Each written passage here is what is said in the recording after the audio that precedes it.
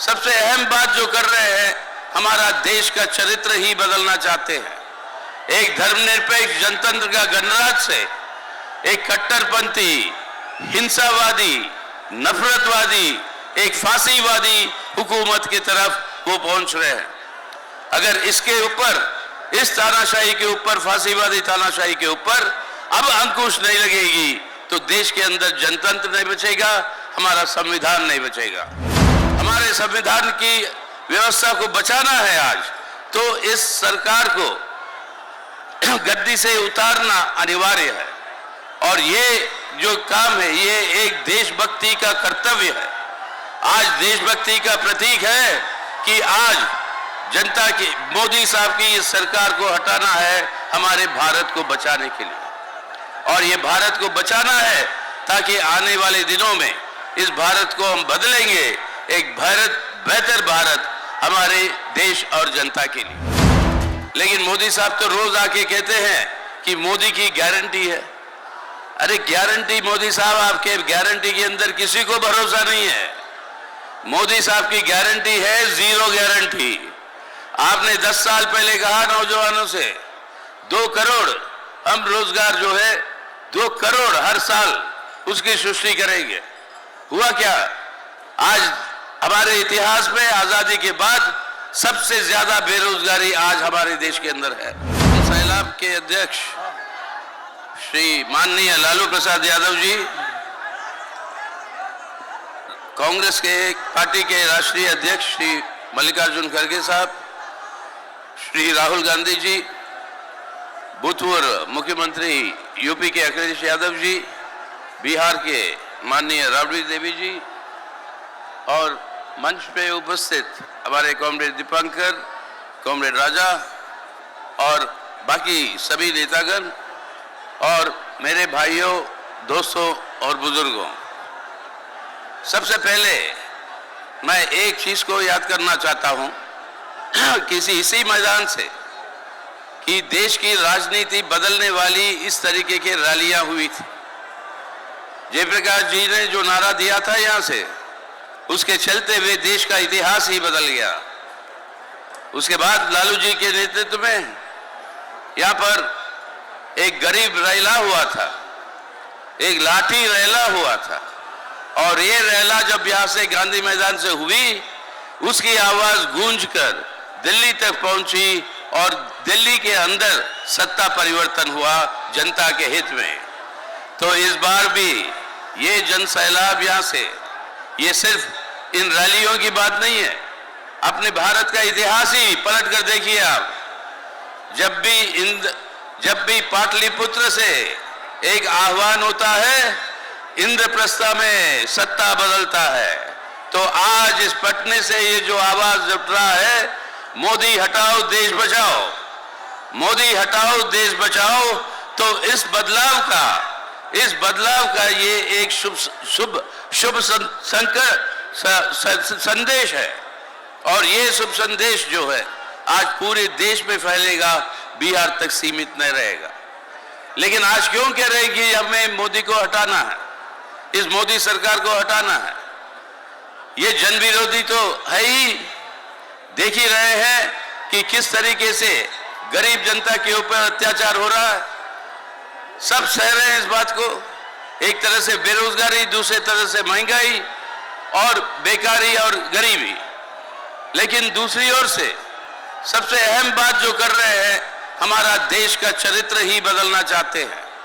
एक धर्मनिरपेक्ष जनतंत्र का गणराज्य से एक कट्टरपंथी, हिंसावादी, नफरतवादी, एक फांसीवादी हुकूमत की तरफ वो पहुंच रहे हैं।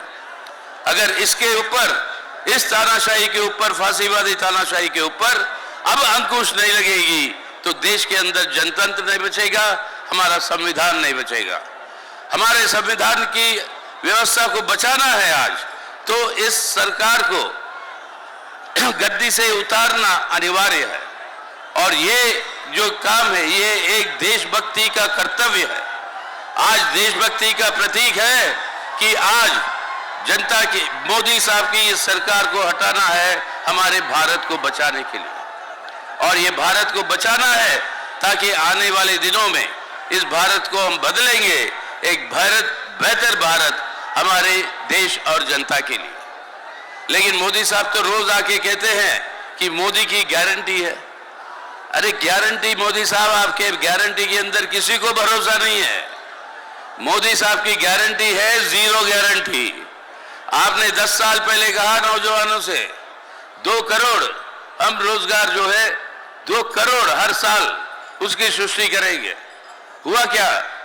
आज हमारे इतिहास में आजादी के बाद सबसे ज्यादा बेरोजगारी आज हमारे देश के अंदर है। आपको हमारे देश के अन्नदाता किसानों ने जबरदस्ती अपने आंदोलन करके इस कृषि कानून को वापस लेने के लिए आपको जोर लगाया, जिसके चलते हुए आपको वापस लेना पड़ा। साथ ही साथ आपने गारंटी दिया न्यूनतम दाम देंगे उनकी फसल के लिए। ये मिनिमम सपोर्ट प्राइस जो आपने वादा किया, उस वादे को आज पूरा नहीं कर पाए। अरे मोदी साहब के गारंटी सब जुमले है, जुमले। जो असली गारंटी है जो काम करके दिखाता है, और ये काम बिहार के अंदर अपने भाई तेजस्वी ने करके दिखाया। कितने लाखों के लिए यहां पर नौकरियां दी। और ये है गारंटी। गारंटी का मतलब है वो जनता तक पहुंचना है, और उस गारंटी को जनता तक पहुंचाना है तो भाषणों से नहीं, काम से होता है। और वो काम करने के लिए ये महागठबंधन और देश के अंदर इंडिया जो बनी है, वो समूह वो मिलकर एक आज वैकल्पिक सरकार ले आएंगे। इसलिए क्योंकि कई सारे वक्ता है, आखिर में मैं एक ही बात कहना चाहता हूं, एक ही बात मैं कहना चाहता हूं कि मोदी साहब कहते हैं कि ये अमृत काल है। अमृत काल चाहते हैं हम देश की जनता के लिए, हम सब के लिए, आपके लिए, हमारे लिए, सबके लिए। लेकिन अमृत की पैदाइशी कैसे हुई? समुद्र मंथन से। जब अमृत पैदा होता है, समुद्र के चारों ओर देवी देवता बैठे थे, गलत लोग भी बैठे थे, राक्षस भी बैठे थे। अब जब अमृत के साथ साथ 2 कलश निकलते हैं, एक अमृत और एक जहर का, और इत्तेफाक से जहर का कलश जो है देवियों के देवताओं के हाथ में आ जाता है, और अमृत का कलश गलत लोगों के हाथ में चला जाता है। ये वही विष्णु पुराण बताता है। अब ये देवता लोग कैसे अमृत का कलश वापस ले अपने हाथों में, वो अलग कहानी है।